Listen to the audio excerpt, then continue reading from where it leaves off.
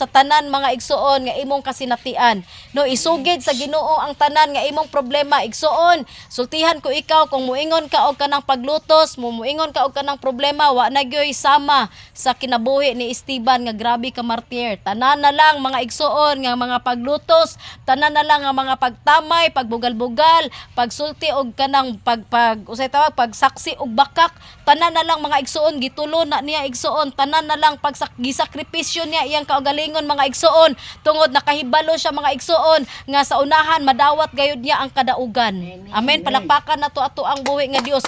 Mao na sa atong kinabuhi mga igsuon, daghang mga pagsulay nga moabot sa atong kinabuhi apan nasayod ta nga adunay Dios nga nibarog taliwala sa atong pagsulay. Dili ta nag-inusara or wala ta nag-inusara, aduna tay kauban nga mao ang Ginoo. Usahay makabaton tag pagsulay no inaani sa atong kinabuhi. Makabaton tag pagsulay be kinsa may nakasinati diri pagsulay nga nawad-ag paglaom, dili na mo atubang og tawo, then dili na mo simba, then bisag kanang murag wala na gyud ba dili na ganahan. So nakaagi mo no. Kaagi mo? Nakaagi gyud ko pastora og daghan kay mga pagsulay naabot sa akong kinabuhi. Pero ako yung gisalig sa Ginoo. Kana, mao na siya number 1 nga pinaka the best, palakpakan sa nato ato ang Ginoo. Abi ninyo igsuon. Makaluwas nato kung dili ang Ginoo. Abi ninyo pasabton ta mog ayo. Kaning pagsulay mga igsuon nga kana bang murag giduot na kas panahon na iba. Murag wala na kay paglaom ba. Unsa man ni masulbad pa ka ni o dili. Kung imo kung dili bitaw ka mangayo sa Ginoo og tabang, walay mo comfort nimo.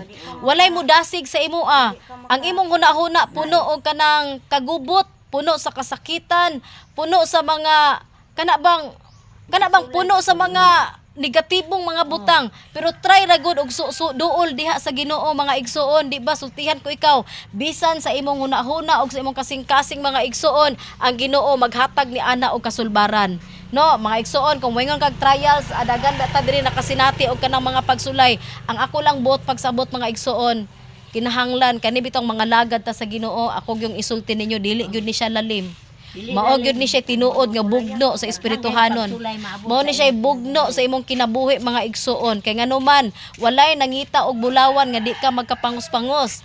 Walay mangita og bulawan mga igsuon nga dili ka moagi og kanang kakapoy. Kaluya usay makaingon ka nga usa ka ni mo padayon ka kung kutkot ani o dili murag layo pa man kaayo. Mao na ang kinabuhi sa tawo mga igsuon. Pero sa diya nga mo pabilin ra ka diya sa Ginoo mga igsuon, bisan unsa mga igsuon nga mga trials nga nahitabo sa imong kinabuhi, pag mo pabilin ka sa pulong sa Ginoo, pag muduol ka diha sa Ginoo mga igsuon, buot pasabot wala ka nag-inusara, kauban nimo ang Dios og mas makapadayon pa ka sa mga espirituhanon buta nga makapalipay sa Ginoo sa imong kinabuhi tungod sa taliwala nga mahapla ka mo sa tawag ani kanang bitang mabar down ka igsuon, makabakod ka tungod ang Dios kadunay nagalig-on sa imo ang kinabuhi. Palakpakan nato ato ang Ginoo. So ing ana kanindot ang pulong sa Ginoo mga igsuon.